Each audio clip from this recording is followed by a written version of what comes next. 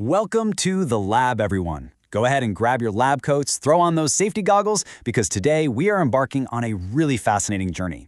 We're going straight from the physical, messy world of insect biology right into the sleek, digital realm of genetic data. I am absolutely thrilled to be your professor for this explainer, where we are going to completely demystify the entire process of DNA barcoding. We're looking at Lab 4, the Insect DNA Extraction and Barcoding Masterclass. Have you ever looked at some tiny, unrecognizable little bug on your windshield and wondered exactly where it fits into the tree of life? Well, today, we are going to unlock the molecular secrets you need to answer that exact question. Okay, let's dive right into today's syllabus. We have a clear 5-step roadmap. We'll start with the DNA barcoding masterclass, move right into extraction, conduct a quality check and amplification, verify all of that with a gel and sequencing, and then finally conclude with bioinformatics species identification. Section 1. The DNA barcoding masterclass. Now, before we extract anything at all, we really need to know our target. We have to understand the theoretical foundation of what we're actually hunting for inside these tiny insect cells. To identify our insect, we need a very specific genetic marker. Now, you might already know about the 16S rRNA gene. It's super common in genetics, but for animals, and especially insects, we are after something far more precise. We are hunting for the Cytochrome C oxidase subunit I gene, or COI for short. This is a mitochondrial gene, which just means it lives inside the energy-producing factories of the cell rather than the nucleus. And the COI gene is globally recognized as the absolute gold standard for animal DNA barcoding. It's basically the ultimate genetic fingerprint we're trying to isolate today. So why is COI so superior to other markers for insect identification? Well, and this brilliantly illustrates it, there are 4 key reasons. First off, it offers incredibly high resolution. That lets us distinguish between closely related species that honestly might look completely identical under a microscope. Second, it's highly conserved across taxa. That means the core structure of the gene is similar enough across different insects that we can easily find it. Third, and I love this fun fact, because a single cell can contain hundreds of mitochondria, there is a massive abundance of this gene, which gives us plenty of starting material to work with. And finally, because it's the global gold standard, universal primers are readily available in almost literally any lab. Section 2. Extraction. The bug smoothie. All right, we know our target, so it's time to hit the physical benchwork. Now, extracting genomic DNA from insects is notoriously tough because they're armored. They have this hard, chitin-based exoskeleton, and we have to break right through that biological armor to get to the DNA inside. Precision here is everything. We start by carefully weighing out exactly 24 milligrams of our insect tissue sample. Too little tissue, and we simply won't get enough genomic DNA, but too much, and we risk totally overwhelming our chemical reagents. So once we have exactly 24 milligrams, we pop it directly into a clean microcentrifuge tube. And that brings us to a really crucial Socratic question for our benchwork today. Why on earth do we use liquid nitrogen during the grinding process for insect samples? Just think about that tough chitin cuticle I mentioned a second ago. If we tried to mash the insect at room temperature, it would literally just squish. It would resist breaking apart at the cellular level. But by carefully applying liquid nitrogen while we use our mortar and pestle, we flash freeze the sample. This makes that stubborn, flexible chitin incredibly brittle. It lets us physically smash the tissue into a superfine powder, what I lovingly call a frozen bug smoothie, which perfectly exposes those inner cells for the chemical lysis that comes next. Once our bug is nicely homogenized, we face a bit of a fork in the road for the actual genomic extraction. We basically have 2 choices in the lab. Option A is a commercial kit, like Qiagen, for example, and these are fantastic. They're fast, they're efficient, you just blindly follow the manufacturer's manual. But then there's option B, the manual CTAB method. CTAB is a really powerful detergent that helps crack tough cell walls and bind to polysaccharides. While a kit is incredibly easy, today we're going to look closely at the manual chemistry of option B. Why? Because as scientists, you need to understand exactly how these molecules are being manipulated behind the scenes.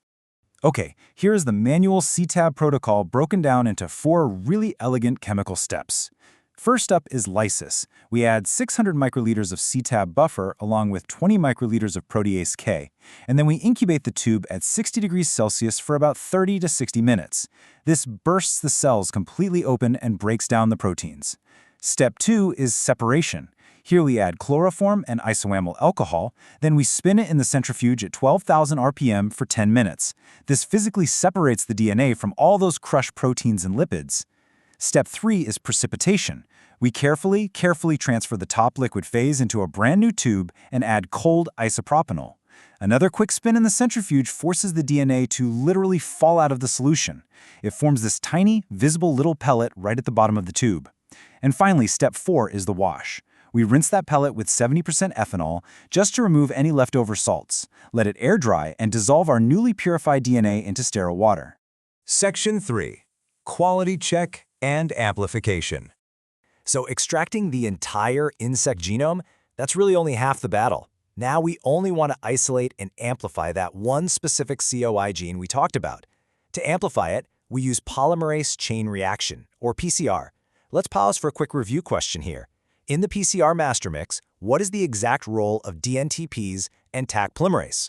Well, simply put, DNTPs are essentially your loose DNA letters, the A, C, T, and G molecular building blocks. Taq polymerase is the microscopic biological machine, the enzyme, that reads our original insect DNA and uses those loose blocks to build millions of identical copies of our specific COI target gene. Without those two things, amplification is completely impossible. Now, what's really interesting about this slide is just how precise we have to be to build the perfect environment for Taq polymerase. Look at this PCR recipe. It's molecular baking. Notice the volumes: 40 microliters of water, 5 microliters of MiFi reaction buffer to keep the pH perfectly stable, and exactly 1 microliter each of our forward and reverse COI primers. These basically act as the starting lines for our enzyme. Then we add 1 microliter of DNTPs, 1 microliter of Taq polymerase, and finally 1 microliter of our precious DNA sample. We mix this up perfectly and place it right into the thermal cycler, which is going to rapidly heat and cool the mixture to drive the entire amplification process. Section 4. Gel verification and sequencing.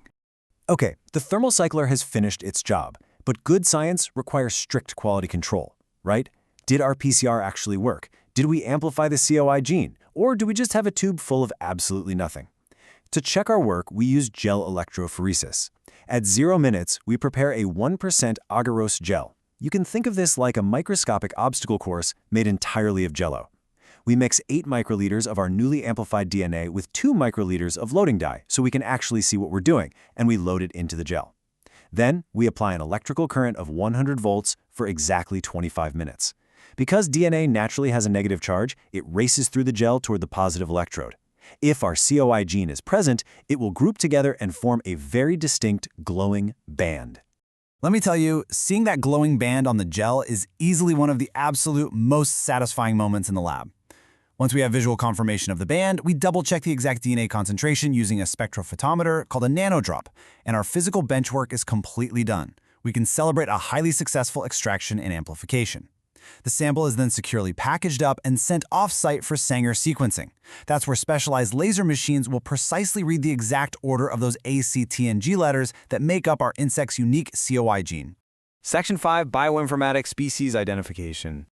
All right, we are officially trading our pipettes for keyboards. When the sequencing facility emails our data back to us, we enter the final digital phase of our lab.